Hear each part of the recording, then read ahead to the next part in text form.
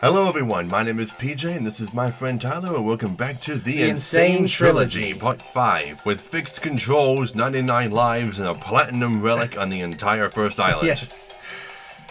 Through the amazing technology of HDMI pass-through, we have fixed the controls. Yeah, you should see the wire job underneath my desk.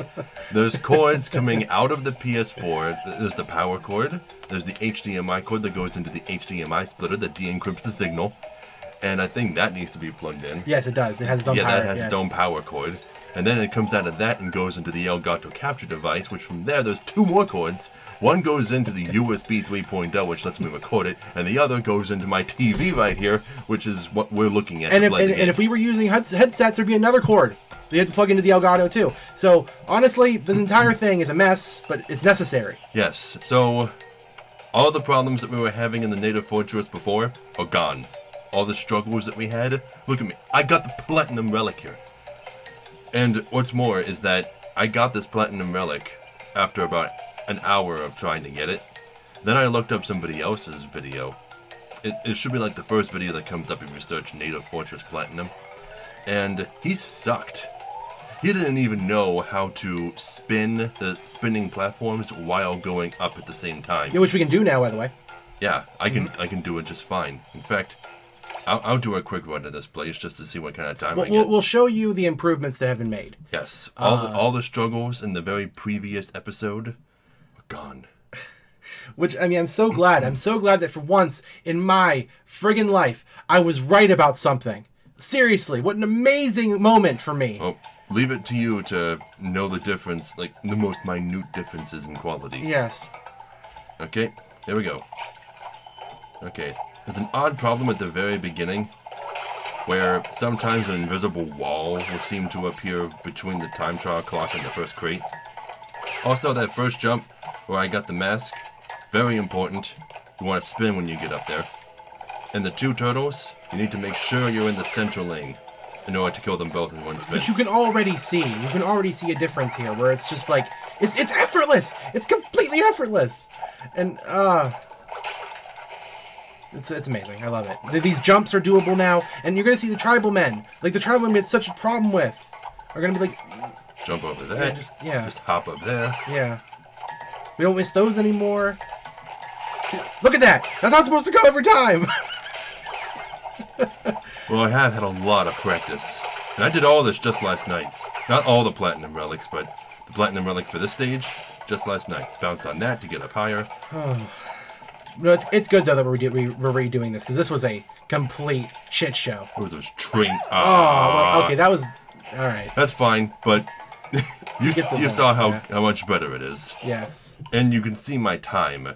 Yes. 2 minutes 4.08 seconds. Mm-hmm. I crushed that guy's time by half a second. Oh, it's awesome. But yes, second island now. Yep. Which should go much better. Yes, much better. Much better. And I got 99 lives. Don't know if I pointed that out. I got that the night we stopped recording. It was easy. Jungle Rollers is the best place to do it at, because there's an embryo stage that gives you 6 lives each time. It's really easy. Okay, up the creek. This is one of the stages where we can get the gem now. Sadly, however, as much as we tried to look into it, the loading screen is going to have to be waded through regardless. Yeah, because PS4 automatically installs every game that you play. Now, so it would be faster if we had a PS4 Pro, but I'm not rich. Yeah. Because I'm sure you heard Kid Icarus talk about his Pro all the time. He goes on and on about that thing all the time. No. No, really? I never noticed. Okay. Yeah, he talks about how good his Pro is all the time.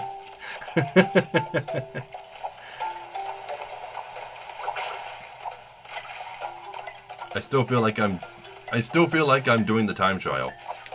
I'm playing it like I'm time trialing it.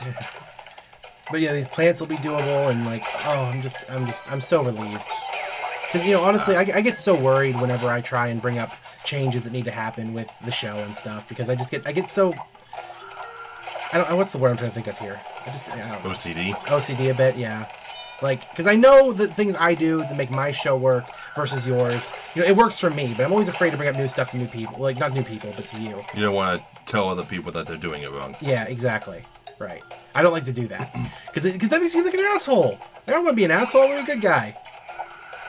I don't want to be lawful good. Neutral good, maybe? Right in the checkpoint. It started making me think about alignments. Well, if you had to give yourself an alignment, what would you give yourself? Me? Yeah. Oh, God. That's a big question, isn't it? Well, let's just give myself the 4-question quiz. Let's see. Do I believe in a society governed by rules and laws? Or a universe governed by laws? I don't know. But I also don't believe in a world where you can ignore laws. So I guess I'm neutral on the law-chaos spectrum. As for good and evil, am I selfless or selfish? Well, that depends, because I think everyone is, to some extent, both of those things, you know? Just a little bit. Yeah. Easy. Remember how much trouble we had with that block? Yes, I the remember. original. Yeah, because your aerial control is so much better in this game. Maybe this should be easier, too. Yeah. It's still so silly. Like, that's all it's for. Like, well... if I had to give myself an alignment, though, I'd have to sit on neutral good, honestly. There's really nothing else I can be. Because I do believe that, you know, goodness and there should be some semblance of order and law. Because without it, you know, I don't really believe that people are just going to automatically do the right thing. Well, don't forget that alignment in D&D is objective. You can't be an evil person who thinks he's good. That's just not a thing in D&D. Well, I know, but in D&D's defense... they explain that pretty well, though, as to why the things are like that. Because there's greater forces at power than just you or me. At work, you mean? Yeah, at work. And that's fine. See, a lot of people like to bring up the question of alignment without taking that into consideration about the world. Alignment does not exist in our world. It can't. Humanity does not operate by those rules. But in D&D, it does, objectively, because that is the way their world functions. So why do people ignore that? Why do people ignore the basic functions of the D&D universe? Because they're humans and they're trying to impose their own worldview on another world. That's why whenever you get a world that functions differently from ours, people are like, that makes no sense. Or, video game logic, you know. But those rules, those thoughts should only really come into effect if the world that's being presented to you in a video game or any sort of lore is based on reality. If it's not based on reality, then what defense do you have? Like, you can't argue that wooden boats in the Mario universe don't melt in lava because we don't know. Like, well, it's just like Final Fantasy lava. In that world, lava is harmless. You can walk through lava and it does 1 damage to you per step, and only when you're stepping. It doesn't do it over time, and it doesn't hurt your gear. True. Got the gem. I mean, is it illogical? Yes, but Final Fantasy isn't our world. It's never going to be. She's so cute. Did she make that gem appear out of her computer? Kingdom Hearts logic. Data's fit. I don't even want to get into that. Let's not. Well, I do want to mention the one thing about it, though. Just one thing. That the whole thing about data in Kingdom Hearts is so weird because, like, data is not data in that universe. It's physical matter. You can hold data. You can carry it. It has weight. And don't get me wrong. I know that data has weight in real life too. It's, you know, very minuscule amounts of weight. I know. Basically, in Kingdom Hearts, life can be converted to and be created from data. Yes, correct. Now, this guy's the same as before, so he has his pattern. You should remember that. Yes, I remember his pattern. Mm-hmm. And as you can see, this is the one boss. I tried to jump out of the way. This is the one boss where they did not up his life bar. Unusual. Well, it makes sense because, I mean, he's already a pretty difficult boss anyway. In fact, he's one of the few actual difficult bosses in the game. That's not gonna hit him. There's a glitch that exists on this version of the game where you can actually get him to be permanently black for the rest of the fight. It's kind of funny. Okay, he goes in a diamond pattern now, right? No? No. Okay. Yeah, you see it. Ah. Yeah. I believe the last one is the Diamond. diamond, I believe, yes. Right, yeah. Mhm. Okay.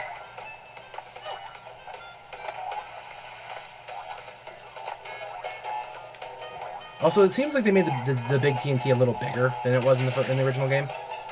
Do you think that? I think that's the case. I think it is bigger, yeah. Yeah.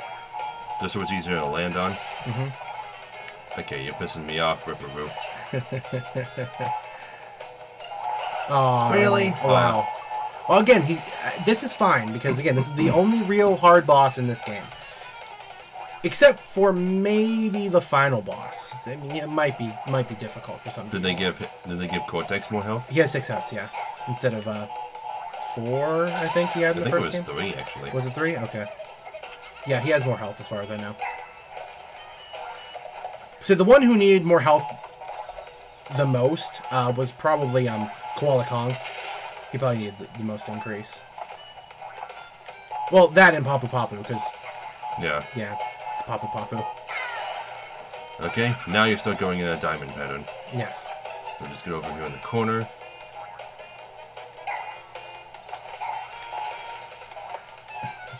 That's not gonna hit him. No. Close, though. This might, though. I don't think so. No. Just gotta time it right. Maybe you should try to activate it on the bottom one.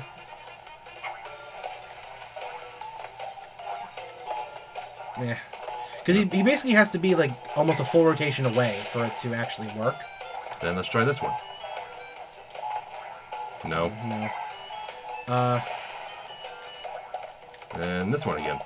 That might work, actually. Okay. Really? Well, you see what you have to do. So as soon as he jumps to the, if you're gonna, well, where are you gonna use the next bomb at? Right here. Okay. Right as he jumps. There, next to it. perfect. Yeah, that should work. Ah, a little early. A little early. So he has to be on the platform. There we go. That should work. There we go. Yeah. Okay. Even though I dislike most of the bosses in this game for being too easy, I give Ripperoo props for being really, really consistent. And for being a challenge. Yes. Like, you still have to time things. And it's still very possible to die even if you know its pattern. Yes. It might just make a missed jump. And that's what I'm saying. Like, he is a good boss in a sea of terrible crash bosses. If I had to say what the worst boss of the first 3 games is, oh, that's a tough question. Worst boss? Yeah. Because I don't... Personally, I like all the bosses in Crash 3. Yeah. I think they're all done pretty well. And I wouldn't say Papu Papu is the worst. He's just the least interesting. He's the easiest. Easiest, yeah. But he's not the worst. The worst boss, huh? Maybe Pinstripe, but at least he's got kind of an interesting little thing to him. What about the first embryo boss? First embryo boss? Where he's throwing all the weird flasks and you don't really know how they all work. Well, see, they improved it a lot in this game. So, but you might have a different opinion of that when we get to there. Okay, the Lost City? Yeah, we should be able to get the gem here, but we had to do it deathless. Yes, we do. We have to do it deathless. Okay. So... I don't remember being able to get any colored gem this early. There's one that we could get really early, if you remember correctly, when we first played. I don't know if it was green. It's green. I'm talking about when we originally played. Oh, well, none of them are different. Oh, okay. So it would be still green then. Oh, yeah, this is so hard to do deathless. Remember how to do that, right? Yeah, there you go. Or just jump around front. Yeah. That's the only way to get that, bounce crate destroyed. But I hate this stage. I spent so long trying to get the freaking gem here. And the worst part isn't even like the stage itself, it's the Okay, how do I kill these things? I have to bounce on them, right? I believe those are the ones you bounce on, yes. But we know that there's those weird lizards or whatever that we can't bounce on.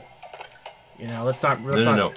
I think we have to bounce on all of the lizards, including the red ones. Oh, you can't spin any of them? Okay. Yeah. Yeah, the bats are still weird, where... I like how they're bigger now and more cartoony. I do kind of like that. As far as I know, the bat trick still works, as far as I know.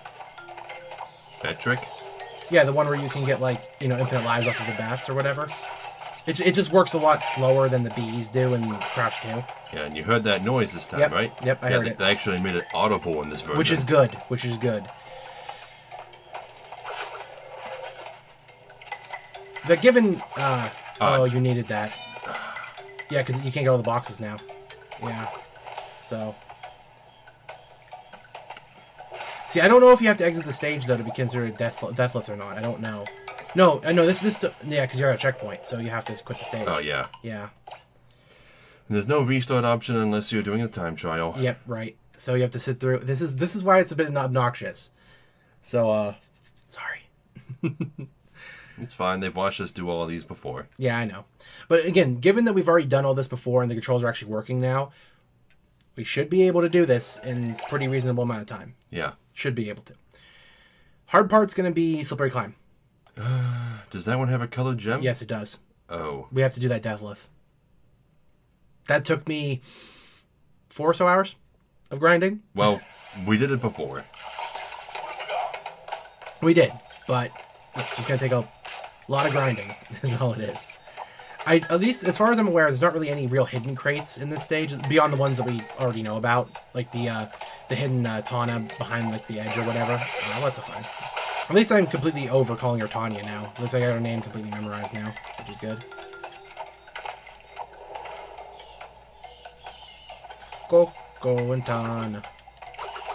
Still can't believe this series never had any other girls. You know. It did. Oh, it did? Palutena Possum. Oh. Or, is her name Palutena? Or is it Pasadena? I forget. It starts with a P. But there's also Nina Cortex. We've had this discussion before. Oh, you're right. I keep forgetting about Nina. And then there's all the trophy girls who have names from CTR. Okay. Well, oh, you know, speaking of which, this is a small thing, but as I mentioned before, I was playing Mighty Number 9. That's on my stream, and you mentioned before how like it's weird how Mega Man has like. I did really? it again. No, I have to restart. Yes. It doesn't let me quit. No, unless you can quit, but you just can't in the middle of death animation. Yeah. But how there's like no female robot masters or whatever.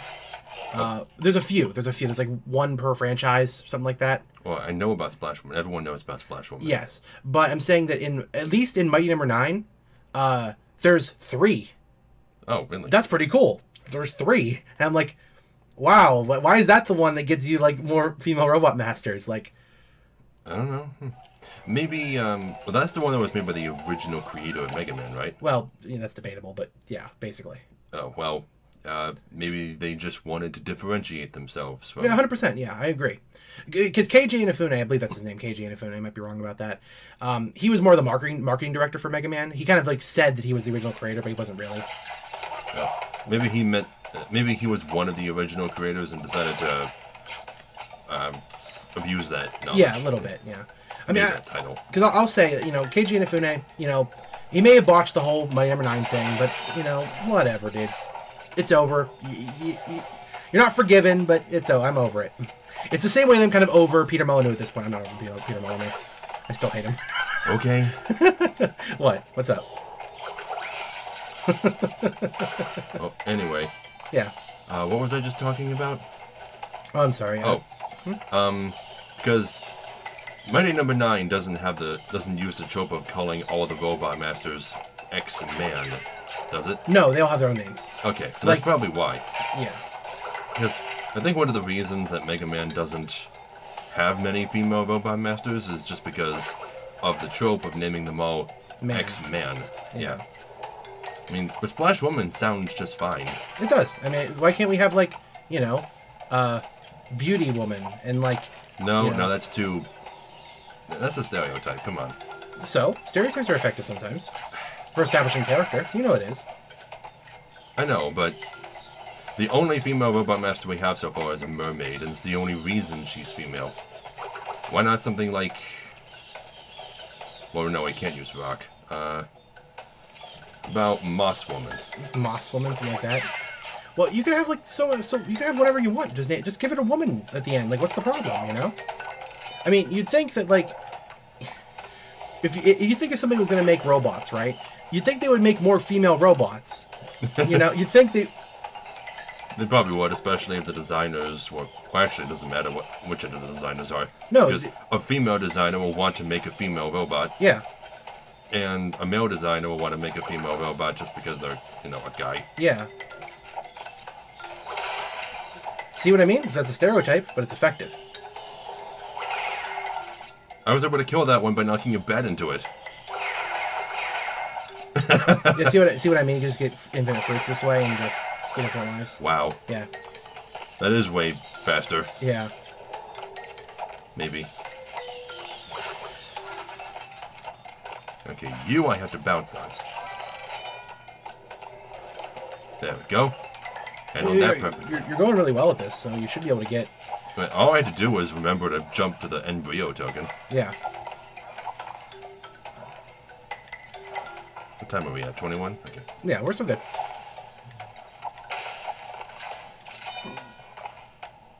Seriously though, yeah, that's one of the things that I would say about Mighty, Mighty number 9 is that you know, despite its problems, I do like its characters quite a bit because all of them are very interesting. In the story too, right? You still like the story? I like the story too. I like the story. Because I know that you had said before, you want to give stuff a chance, and I really did. I gave it an honest chance, but it's just far too rough. Like there's so many things kind of missing that should be there. Like even simple stuff like it should be in the boxes behind. Should be. Hopefully, might be wrong. I think it should be as well. I remember. There it is. Yeah. That's so weird because normally you would pick up that embryo token and immediately be warped to the bonus stage. Correct. Yes. But they put the platform in front. Yeah. It's kind of weird. Yeah. So again, keep in mind, if you died, that's no big deal. We just can retry it. So. Yeah. 21 boxes here. Yep. Yeah, this is actually kind of difficult. So. Yeah. No. Okay. Well, you're on the right track because you do have to spin regardless. It's, Oh yeah, be careful of that. It starts you in the front lane. Yeah. God damn. Well, you say front lane, but there's really no lanes. It's more like... There kind of is. There's a middle lane, a back lane, and a front lane. You had to learn where they all were and where to be in order to get the Platinum Relic in Native Fortress.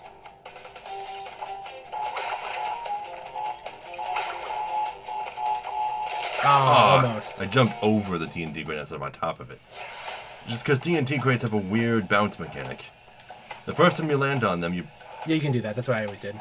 Yeah. You bounce a little. They probably did that on purpose, so you can walk over easier.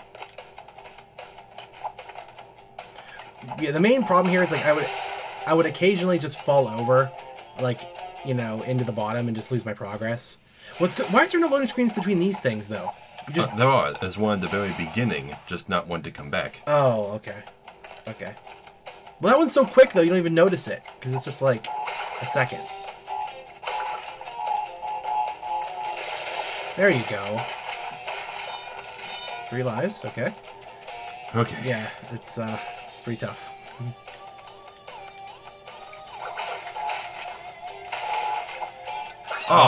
Almost. I knew how to do it, but I went too far. No. Really? That again? Yeah, it happens. Well, you're halfway through done with the stage, so. And I think you have a Tanya stage to do too. After this. Did you really almost say Tanya again? No, Tana. I said Tana. Tana. That's her name.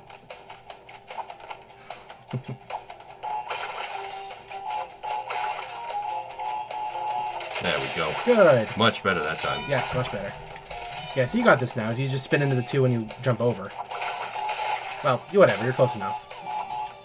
Really? Again? Come on, man. I just jumped a little bit too far. I'm sure you'll get it. Okay. The reason I try to jump over TNT crates is because I don't trust the momentum that the initial bounce gives me. Well, it's not like you have to go any higher off the bounce. You just have to go a little bit more to the right, so that's a little bit easier to rely on, Plus, the bounce from the crate seems a little higher than what it used to be. I think so, yeah. Yeah.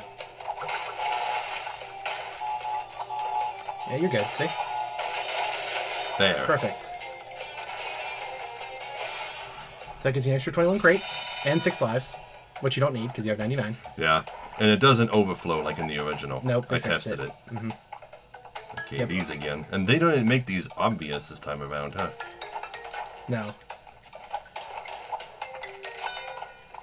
Alright. Okay, you I need, right? I need you to... Maybe not? I don't know. I don't believe... I believe he's just kind of annoying. We don't actually need him for anything. Okay. But there is one toward the end I need. I believe you're correct, yes.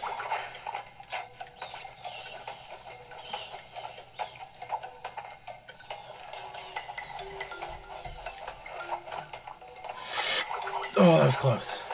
I knew what I was doing. Okay, these I remember how to do these. Yeah, when they come out... At the same time? Yeah, at the same time, yeah. There you go. See, the thing about this one, this puzzle, I like. It's not a puzzle, but this challenge is cool because it's one of those ones that just it plays on the most annoying thing to a gamer. You know, their patience, like, and that's what makes it. I'm plenty patient. Well, you are when you're doing it the first time, but the more you do it, the worse it gets. Yeah, kind of. Yeah. Especially when you're doing the time trial. Yes, correct. Oh God. Yeah. Okay.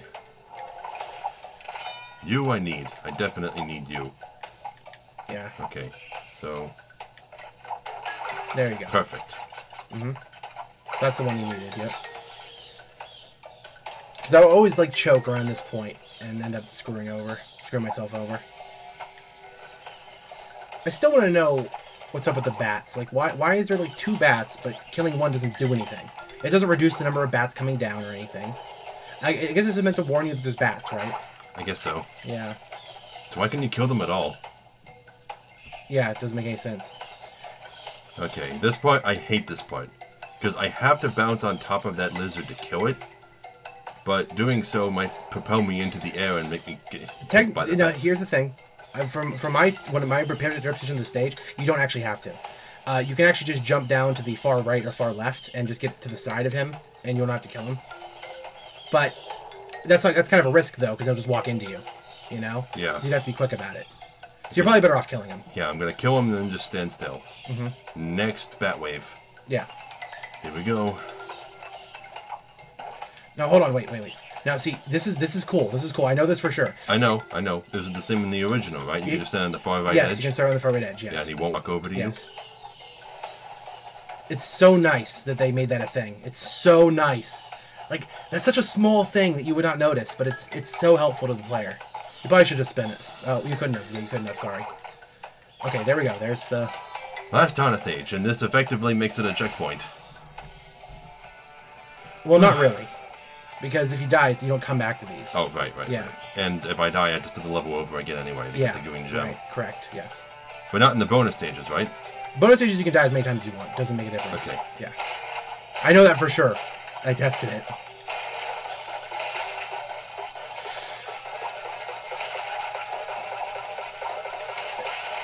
As far as I know, bounce crates still time out, as far as I know. Not that you'll be using it as much, given that they actually have less bounces to them now.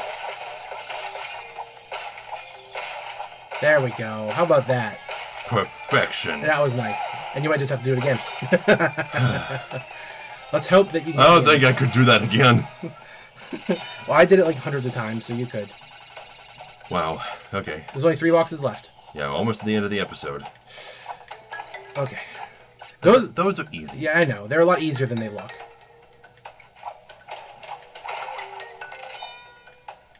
But they look really hard, but they just aren't.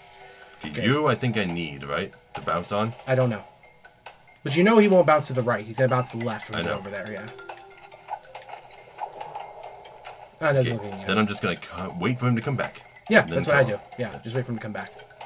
Because I died on these lizards way too many times to risk doing anything else. Okay, this guy, that's what you need. You need him. I need to bounce him. on him. Yes, you did it. Yeah. You did it. Okay, just don't fall. Green gem in one try. Well, no, I died a lot in the beginning because I kept missing the embryo token. Well, you died before it mattered too much. Yeah. That's the thing. Then you missed the... We fell off. But there you go, man. That was really good. Her computer turns into it. Okay, that's weird. And then it comes back when she's there. It makes no sense. Got it. 2 gems in 1 episode. Yes. See? The controls really have been fixed completely. Yes, they have been. It's not the game. It wasn't us. It was just the hardware. Yes, yes.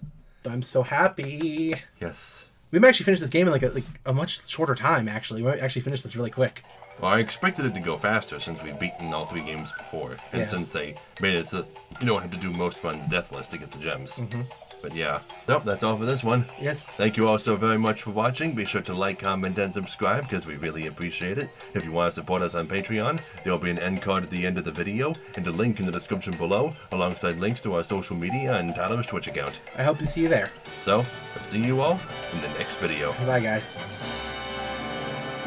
Well, we got 2 episodes to mess around with One Piece then. Like not One Piece, but One shots. One shots, yeah. No, One Piece is the one with the pirates.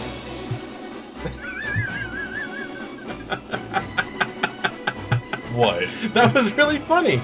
That was a really funny joke. I actually like that.